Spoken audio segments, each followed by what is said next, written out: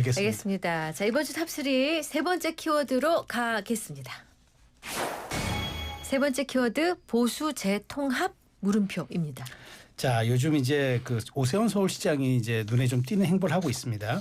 국민의힘과 개혁신당의 합당 필요성 언급했고요. 이건 굉장히 좀 예민한 부분이긴 한데 또 8월로 예상되는 국민의힘 전당대회에 아예 이준석 개혁신당 의원도 출마해야 한다고 했는데 그러면 사실은 이 조건절은 합당이 돼야 출마를 하는 거 아닙니까? 양 당이 다른데 출마할 수는 없잖아요. 그렇죠. 그럼 7월 합당을 얘기한 건데 이렇게 민감한 휘발성 있는 주제를 이렇게 전격적으로 던진 건 어떤 의도가 있다 보세요? 그러니까 아무래도 오세훈 서울시장이 현재 당 밖에 있지만 당의 주요 주자로서 보수 개혁이나 재건에 대한 메시지를 적극적으로 내는 것 같고요. 네. 그리고 지방선거는 총선보다 훨씬 일찍 치르잖아요. 그렇죠. 총선은 대략 3년 남았지만 지방선거는 이제 1년 네. 남짓 남았거든요. 그러면 그 전에 보수 재건과 통합이 되지 않을 때 자치단체장들은 어려운 선거를 치러야 될 가능성이 그렇죠. 높습니다. 그러니까 보다 적극적으로 움직이는 것 같고 오세훈 서울시장은 원래도 이준석 의원 개혁신당 측과 우호적인 관계를 형성해 왔었기 때문에 지금 당에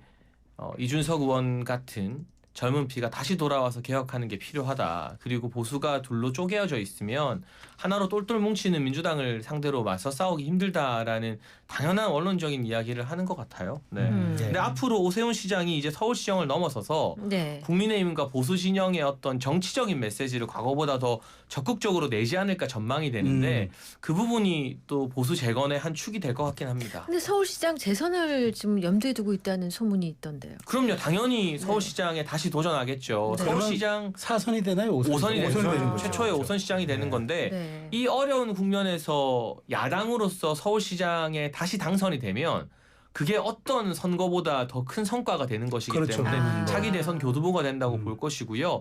다만 본인이 서울시장에서 다시 당선되기 위해서라도 보수가 재건돼야 되고 통합되어야 한다는 전제 조건이 필요한 거죠. 네. 어떻게 보세요, 김수환 평론가?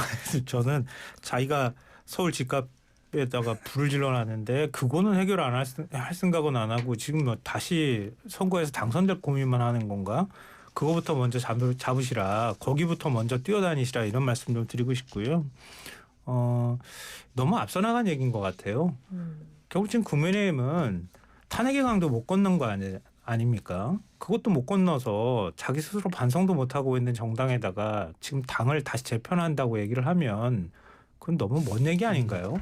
일단 내년에 있을 지방선거에서 표가 갈려서는 안 된다라는 취지로 보이거든요. 어쨌든 근소하나마 그 이재명 당시 후보의 표, 그다음에 김문수, 이준석 두 후보를 더하면은 약간 앞서잖아요. 지금 그거 생각하고 그러는 거 아닌가? 아니 이거 전형적인 희망으로 돌리는 건데요. 네.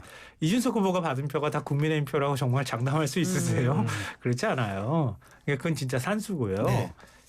만약에 단일화를 한다 하더라도 그 김문수 후보로 단일화가 됐다 하더라도 지금보다는 좀 더 득표를 했겠지만 이준석 후보 표는 상당수 떨어져 나갔을 거예요. 그러니까 뭐 숫자상으로 합친다고 해가지고 그렇다고 곧 이길 수 있다 이렇게 생각하는 건 좀 착각에 가까운 얘기라고 생각해요. 알겠습니다. 자, 이런 가운데 요즘 핫한 뉴스가 하나 또 생겼습니다. 이재명 대통령의 당선으로 공석이 된 인천 계양을에 한동훈 전 국민의힘 대표 출마 가능성이 솔솔 지금 그 정치권이 나오고 있습니다.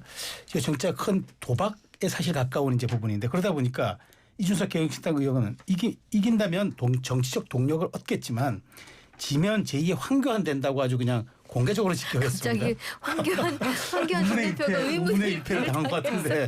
왜냐하면 황교안 전 대표는 종로에 이낙연 전 대표 그랬죠. 상대로 출마했다가 졌었으니까요. 그런데 한동훈 전 대표가 항상 자기가 이재명 대통령과 잘 싸운다. 그리고 수도권 중도 민심이 자기한테 있다고 했는데 한 번도 입증한 적은 없거든요.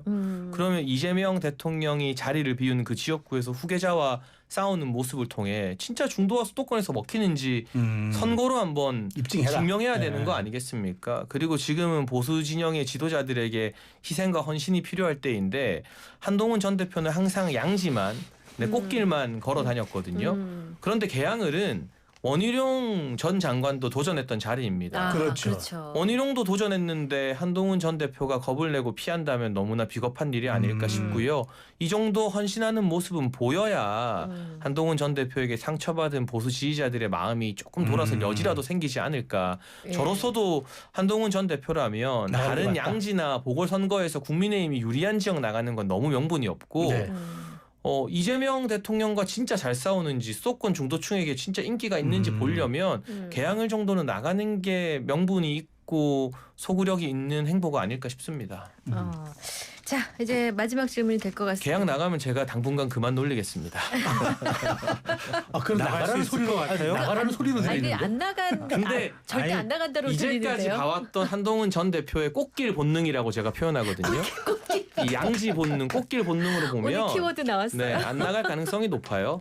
자, 거기를 어떻게 나갑니까? 예. 그리고 개항을 주민들을 좀 너무 이렇게 비하하는 표현일 거라고 저는 생각해요. 대통령 지금 그 지역에서 나왔는데 그 다음에 다시 또 한동훈 전 대표를 우리가 또 뽑아주겠다 이렇게 생각하겠습니까? 지금 2년도 안 되는 상황. 그러니까 보수 진영에서는 그 정도 도전과 희생을 해야 된다는 거죠. 저희 알겠습니다. 사지로 안의 밀어놓고 시각으로 봤을 싶으면 때. 밀어놓고 싶다고 아니 얘기를 해요. 원희룡 전 장관은 사지로 간 게 아니잖아요. 네. 자, 오세훈 서울시장뿐 아니라 유정복, 김태흠, 이장우 등등 이 국힘 소속 지자체장들이 연일 국민의힘의 고강도 수신 주문을 하고 있습니다.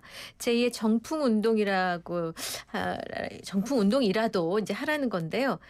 자, 지금의 이 분위기 어떻게 보고 계십니까? 다시 비대위 체제로 갈 거라고 하던데요. 근데 결국 전당대회를 통해서 각 당대표 주자들이 보수 재건 혁신 방안에 대해서 들고 나오고 그걸로 국민과 당원 선택받는 거 외에는 답이 없어요. 그러니까 선출되지 않은 권력과 지도부의 정당성이라는 게 상당 부분 결여돼 있기 때문에 누가 될지 어떤 아젠다를 들고 나올지는 모르겠지만 전당대회를 통해서 지지고 볶고 결과를 내는 수밖에 없다라는 말씀 드리겠습니다. 그러니까 지금 말씀을 종합하면 하여튼 그 오세훈은 이준석 빨리 들어와서 합당해라. 또 이준석은 빨리 한동훈 또 출마해라.